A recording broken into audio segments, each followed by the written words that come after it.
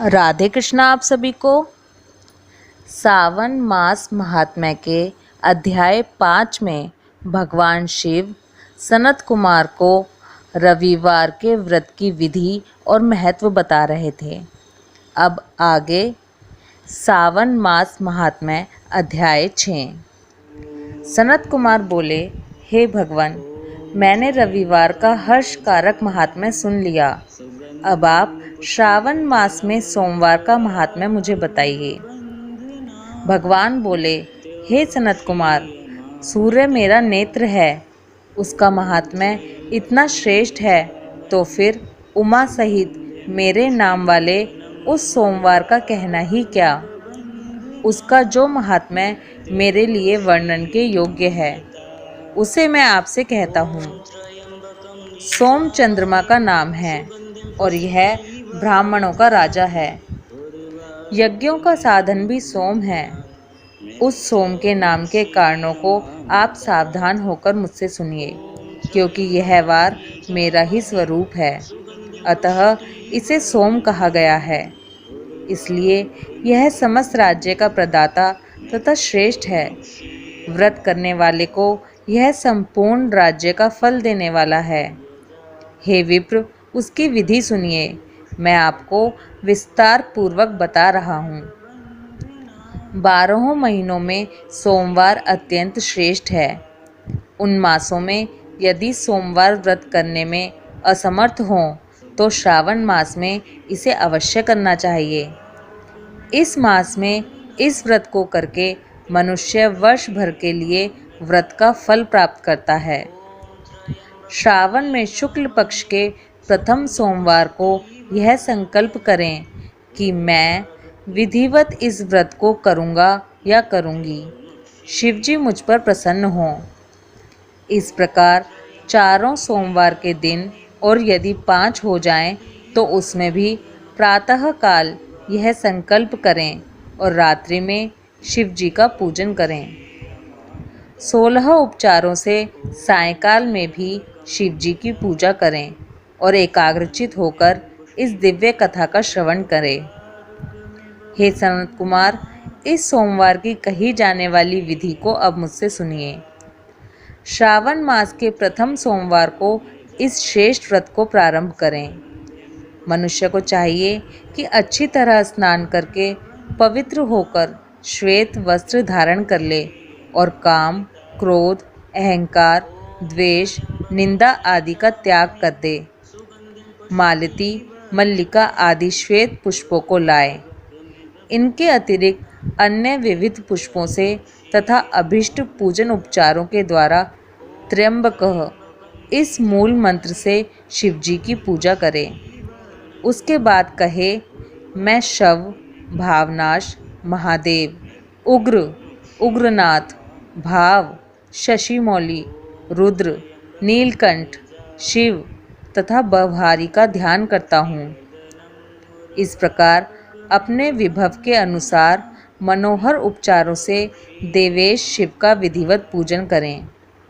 जो इस व्रत को करता है उसके पुण्य फल को सुनिए। जो लोग सोमवार के दिन पार्वती सहित शिव की पूजा करते हैं, वे पुनरावृत्ति से रहित अक्षय लोक प्राप्त करते हैं। हे सनत कुमार, इस मास में नक्त व्रत से जो पुण्य प्राप्त होता है उसे मैं संक्षेप में कहता हूँ। देवताओं तथा दानवों से भी अभेद्य 7 जन्मों का अर्जित पाप नक्त भोजन से नष्ट हो जाता है। इसमें संदेह नहीं करना चाहिए, अथवा इस अति उत्तम व्रत को उपवास पूर्वक करें। इसे करने से पुत्र की इच्छा रखने वाला मनुष्य पुत्र प्राप्त करता है और धन चाहने वाला धन प्राप्त करता है। वह जिस जिस अभिष्ट की कामना करता है उसे पा जाता है।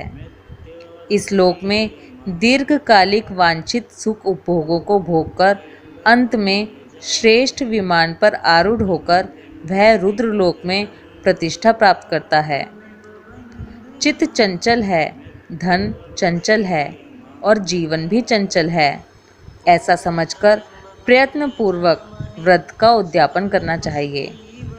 चांदी के वृषभ पर विराजमान सुवर्ण निर्मित शिव तथा पार्वती जी की प्रतिमा अपने सामर्थ्य के अनुसार बनानी चाहिए। इसमें धन की कृपणता नहीं करनी चाहिए। उसके बाद एक दिव्य तथा शुभ लिंग तो भद्र मंडल बनाएं तथा उसमें 2 श्वेत वस्त्रों से युक्त एक घट स्थापित करें। घट के ऊपर तांबे या बांस का बना हुआ पात्र रखें और उसके ऊपर उमा सहित शिव को स्थापित करें। उसके बाद श्रुति, स्मृति तथा पुराणों में कहे गए मंत्रों से शिव की पूजा करें। पुष्पों का मंडप बनाएं तथा उसके ऊपर सुंदर चंदोवा लगाएं। उसमें गीतों तथा बाजों की मधुर ध्वनि के साथ रात में जागरण करें। उसके बाद बुद्धिमान मनुष्य अपने गृह सूत्र में निर्दिष्ट विधान के अनुसार अग्नि स्थापन करे और फिर शव आदि 11 श्रेष्ठ नामों से पलाश की समिधाओं से 108 आहुति प्रदान करे। यव, व्रीहि, तिल आदि की आहुति आप्यायस्व इस मंत्र से दें और बिल्व पत्रों की आहुति त्र्यंबकः अथवा षडक्षर मंत्र ओम नमः शिवाय इससे प्रदान करें। उसके बाद स्विष्टकृत होम करके पूर्ण आहुति देकर आचार्य का पूजन करें और बाद में उन्हें गौ प्रदान करें। उसके बाद 11 श्रेष्ठ ब्राह्मणों को भोजन कराएं तथा उन्हें वंश पात्र सहित 11 घट प्रदान करें। इसके बाद पूजित देवता को तथा देवता को अर्पित सभी सामग्री आचार्य को दें और तत्पश्चात प्रार्थना करें, मेरा व्रत परिपूर्ण हो और शिवजी मुझ पर प्रसन्न हों। उसके बाद बंधुओं के साथ हर्षपूर्वक भोजन करें।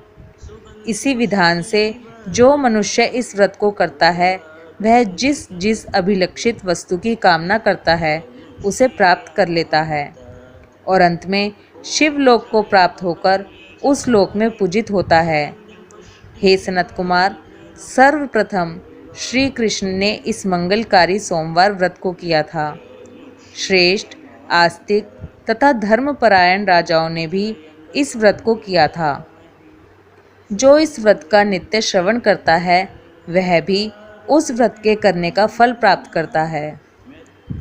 इस प्रकार श्री स्कंद पुराण के अंतर्गत ईश्वर और सनत कुमार संवाद में श्रावण मास महात्म्य में सोमवार व्रत कथन नामक 6ठा अध्याय पूर्ण हुआ। हर हर महादेव।